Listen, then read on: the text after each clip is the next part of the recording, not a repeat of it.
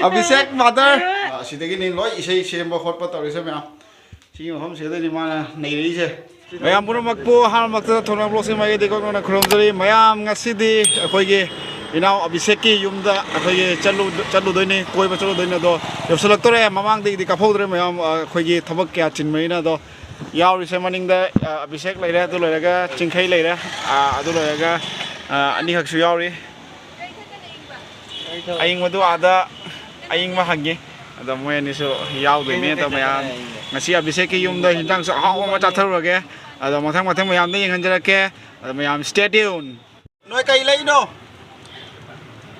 ai ga amul kul ma aro amul kul le aro amul kul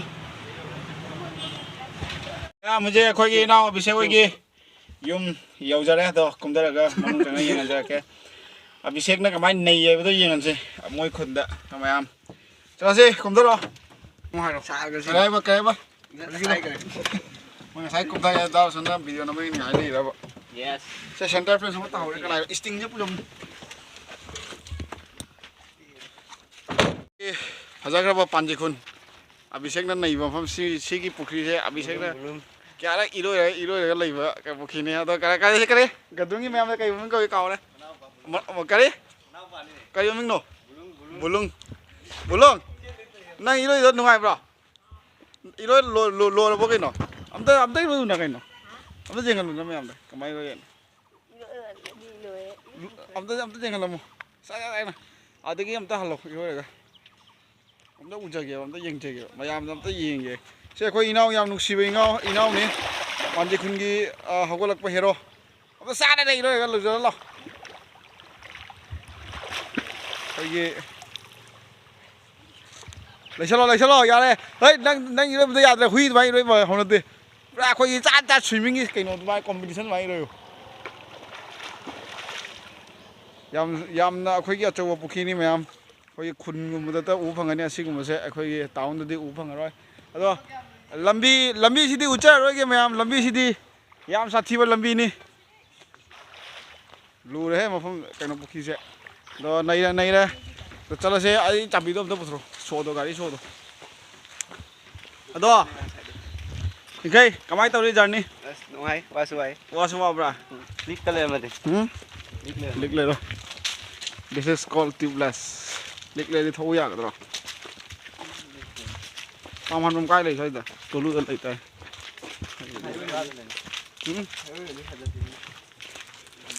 mayam gali changi ho ado main lambi de di mayam da yengan dre kai no di main lambi de di iroi bai ai khoi ge swimming pool ga lai lambi mai ai da dum aduna mayam na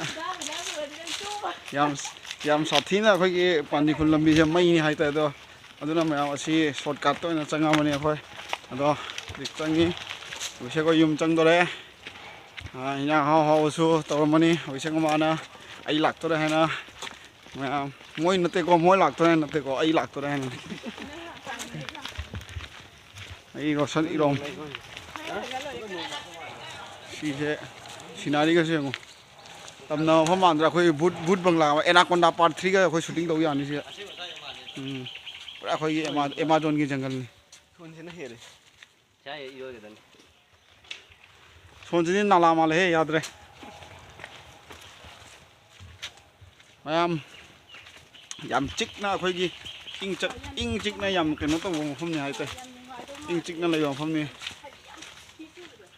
yam na peaceful place uche ko ya gi ma khol kya ta ri yam na nuk si mo phom ni right ta changa si khoi gi ching kai na get hak doctor re ta ya lo ching kai sa se ya re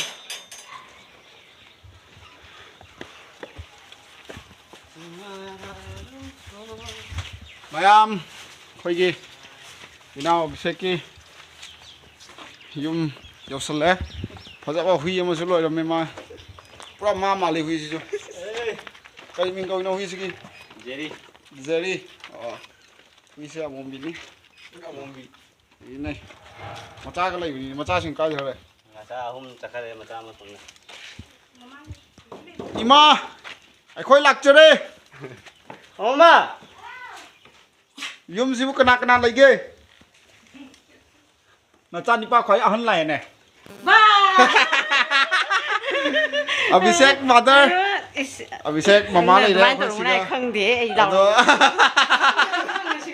Sada su lai re. Lo ya hot dro ni ga si di ba ai blog to lo la khan dro ni go. Cho noi mai lau rồi. Sada ka ai ni ngi. Ai. Lai so lai yam nuai. Yau nu ngai ko. Okay, nei ra si ko. Chango. Sai so mo. Abhisek ki mayam room jang lakke. Magna isai kya semi ba. Adu lo ga live tharai ba. Adu lo ga sidagi ni loi isai sem ba khot pa tawri se ma. Si mo hom se da ni ma nei ri se. Ado isai semning wa lai ba mi to lai ba tar so Abhisek ta contact to biro. Yamna khoi gi faja isai mayam gi dong to sem bi rakani. Khoi nau Abhisek na lo jaba hui ni.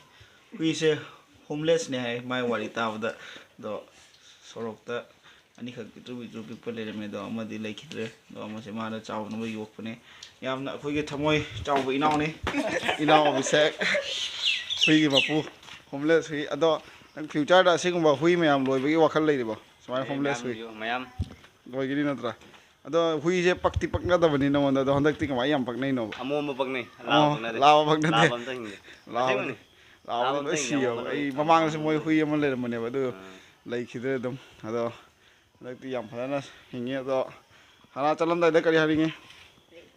Dah so lai kong lau koi si. Kau lagi koi saya dah. Kan hai kau noi dah lah, kamu pun lah koi si. Jangan tar. Naik itu kamu. Yang mana Manipur lagi lah agak. Pasal agak ibu ka. Lagi jangan kita. Kayak yang happy. Ibu kali hari ini calam dah dah. Lau. Lakan ni. Kan lau Myanmar. Kong tak from kita calam lagi. Mama tu su. Talung dia. Bye bye tong. Pergi. Ani kungi. Mana nanti. Asyik ada ini aku Abhisek na sana jauh je. Asyik maya ki lambi se koi ki hayang wai ising koi nong kana churang utang da. Swimming pool le yin thot na swimming pool sini guna. Mayam hujik khoi na lai phom se hoi gi borokla gi kwai nei phom mai tai Ông kan loi ma ya bel ji do. Ông kan loi. Abhisek no parak pa ni phom se ming na kai koi ba badam bari kacha badam phang na ta kai no aji ki kacha ni kacha badam gi phom ni me badam bari tinggal lau ada modeler me am shooting tau na ni badam pambi ni me am se badam pambi punsi ki badam pambi udriba sing na badam pambi ai to kamai to wa yeng ya ni asini badam pambi kaju badam natra se Tu thong le am. me am phom ya mai ni hoi horror ki film ki shooting ka tau ya ni se loi photo session nam to tau ja ke me am photo session tau ya khoi su Maya mana ibu view ngotot ni yang makal sulambi lagi le, kau gi Manipur gi cerau cingnya male,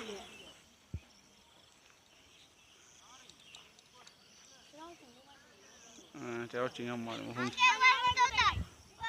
Maya mamsal le huje koi yum han kita uri, atau yum halu ni ngasih cingkai tu ya ni, koi punna han wasil cerda, koi gi nama Abhisek tu le halu ni last message so na kari hai ni ya Abhisek. Tante mang dah. ngai ta tau view thằng thằng tu Cingkai kai hai ni cingkai. Kau nang tahu sih nang sih. Ayu kan nung dang sih. Ona tu nara bapa. line plus han mà tụi mít Miten nung itu. Ya. Mayam. Amuk tengok sih ko. Okay, thank you everyone. Like, share, subscribe tu. Ibu kau yang mana ham dah hai ni. Like. mayam like tau video mình share tau video mình subscribe tau Okay, thank you.